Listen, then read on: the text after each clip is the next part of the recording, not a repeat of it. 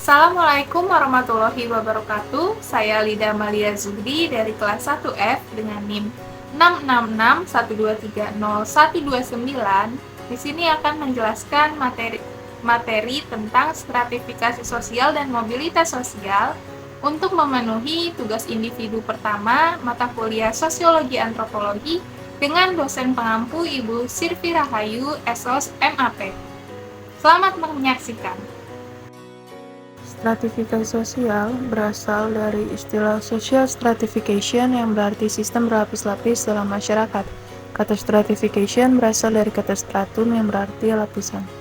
Stratifikasi sosial adalah perbedaan individu atau kelompok dalam masyarakat yang menempatkan seseorang pada kelas-kelas sosial yang berbeda-beda secara hierarki dan memberikan hak serta kewajiban yang berbeda pula antara individu pada suatu lapisan sosialnya. Beberapa pengertian stratifikasi sosial menurut para ahli. Yang pertama, menurut Pitirim Asorikin, stratifikasi sosial adalah perbedaan penduduk ke dalam kelas-kelas secara bertingkat yang diwujudkan dalam kelas tinggi dan kelas rendah. Yang kedua, menurut Max Weber, stratifikasi sosial adalah penggabungan orang-orang yang termasuk ke dalam suatu sistem lapisan sosial tertentu ke dalam lapisan hierarki menurut dimensi kekuasaan, privilege, dan prestis. Yang ketiga adalah menurut Suryono Sukamto, stratifikasi sosial adalah pembedaan posisi seseorang atau kelompok dalam kedudukan berbeda secara vertikal. Selanjutnya ada faktor penyebab terjadinya stratifikasi, yaitu ada 3. Yang pertama karena adanya proses kelembagaan tentang barang atau jasa yang dianggap bernilai. Lalu adanya aturan alokasi pendistribusian barang atau jasa pada kedudukan tertentu, dan yang terakhir karena mekanisme mobilitas berkaitan dengan kedudukan dalam struktur sosial. Jadi setiap masyarakat kan pasti mempunyai sesuatu yang dihargai. Nah, itu bisa berupa kepandaian, kekayaan, kekuatan profesi, keaslian anggota masyarakat, dan sebagainya. So, selama manusia membeda-bedakan penghargaan terhadap sesuatu yang dimiliki tersebut, pasti akan menimbulkan lapisan-lapisan dalam masyarakat. Nah, selanjutnya adalah sifat-sifat stratifikasi sosial. Sifat stratifikasi sosial ada 3. Yang pertama, stratifikasi sosial terbuka, yakni di mana seseorang dapat saja masuk ke dalam kelas sosial tertentu yang diinginkan ataupun keluar setelah mencapai kelas sosial yang lebih tinggi. Contohnya, orang-orang yang naik status kelas dengan menjadi pengusaha kaya atau orang yang naik jabatan karena kerja kerasnya. Yang kedua, ada stratifikasi sosial tertutup, di mana terdapat pembatasan terhadap kemungkinan pindahnya kedudukan seseorang dari suatu lapisan ke lapisan sosial lainnya. Nah, perpindahan atau mobilitas yang terjadi ini hanya secara horizontal, sementara untuk perpindahan secara vertikal itu sangat sulit dilakukan, bahkan tidak bisa terjadi. Contohnya seperti yang terjadi pada lapisan atas sebuah monarki kerajaan atau kaum bangsawan. Nah, sifat yang ketiga adalah stratifikasi sosial campuran. Konsep stratifikasi ini menunjukkan adanya perpindahan atau mobilitas sosial yang dilakukan individu dari stratifikasi yang tertutup menuju stratifikasi sosial yang terbuka. Contohnya itu adalah pernikahan yang terjadi antara individu dengan strata kelas atas dengan kelas bawah. Jadi perpindahan dapat terjadi dengan kemungkinan kelas bawah naik kasta menjadi kelas atas atau sebaliknya. Selanjutnya ada unsur-unsur stratifikasi sosial. Ada 2 unsur, yang pertama adalah kedudukan, yang merupakan tempat atau posisi seseorang dalam kelompok sosial. Nah, kedudukan ini ada bermacam-macam. Yang pertama ada ascript status, yaitu kedudukan yang diperoleh sejak lahir secara alamiah melalui keturunan. Contohnya status raja di kerajaan.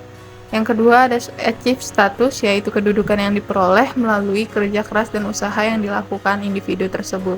Contohnya, Andi yang diangkat menjadi kepala bagian marketing di kantornya karena selalu giat bekerja selama ini.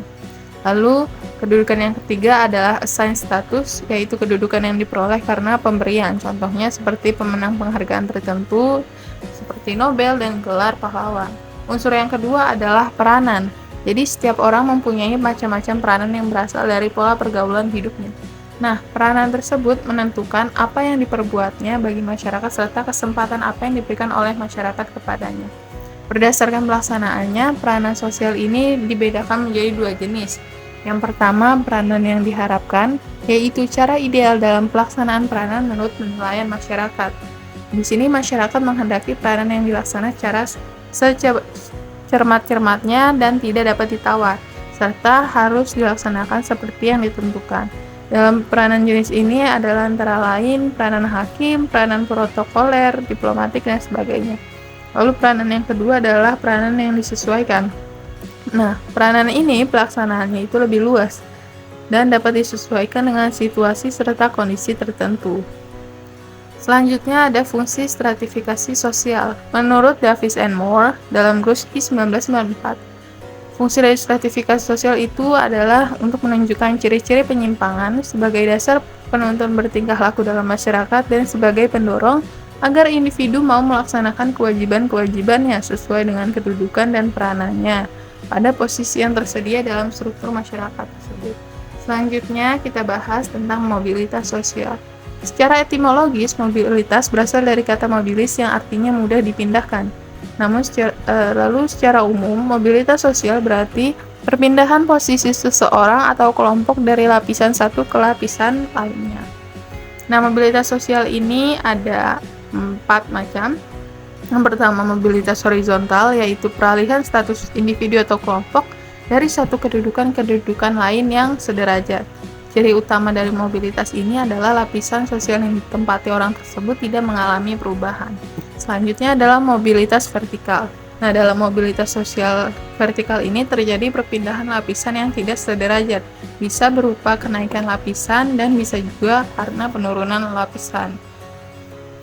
Dalam mobilitas vertikal ada 2 jenis, ada social climbing yang naik.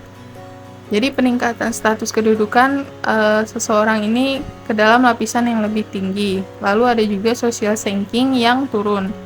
Jadi turunnya kedudukan seorang ke golongan yang lebih rendah. Contohnya seorang karyawan yang di PHK atau seorang pejabat yang pensiun. Lalu ada mobilitas intragenerasi, yaitu perpindahan penduduk sosial seseorang atau anggota masyarakat yang terjadi di dalam satu generasi yang sama. Lalu ada juga mobilitas antar generasi, yaitu perpindahan kedudukan sosial seseorang atau anggota masyarakat yang terjadi di antara beberapa generasi dalam satu keturunan. Nah, mobilitas sosial antar generasi ini bisa berbentuk vertikal naik atau vertikal turun. Sekian penjelasan dari materi saya, kurang lebihnya mohon maaf. Wassalamualaikum warahmatullahi wabarakatuh.